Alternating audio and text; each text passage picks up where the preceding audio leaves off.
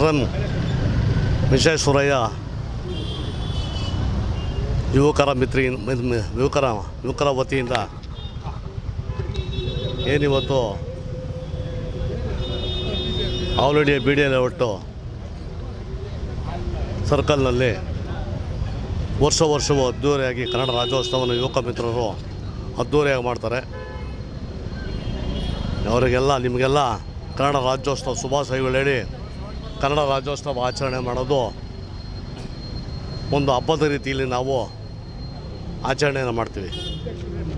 ಯಾವುದಾನ ಒಂದು ಭಾಷೆಗೆ ಹಬ್ಬ ಮಾಡ್ತೀವಿ ಅಂದರೆ ಇಡೀ ಪ್ರಪಂಚದಲ್ಲಿ ಅದು ಕನ್ನಡ ಭಾಷೆಗೆ ಮಾತ್ರ. ಅಂಥ ಭಾಷೆಯನ್ನು ನಾವೆಲ್ಲ ಪಡೆದಿದ್ದೀವಿ. ಆ ಭಾಷೆಯನ್ನು ನಾವೆಲ್ಲ ಉಳಿಸ್ಕೊಂಡು ಹೋಗೋಣ, ಬೆಳೆಸ್ಕೊಂಡು ಹೋಗೋಣ. ಕನ್ನಡಕ್ಕೆ ಮೊದಲ ಆದ್ಯತೆಯನ್ನು ನಾವು ನೀವೆಲ್ಲ ಕೊಡೋಣ ಮಾತನ್ನು ಹೇಳ್ತಾ ಮತ್ತೊಮ್ಮೆ ಕನ್ನಡ ರಾಜ್ಯೋತ್ಸವದ ಆರ್ಥಿಕ ಶುಭಾಶಯಗಳು.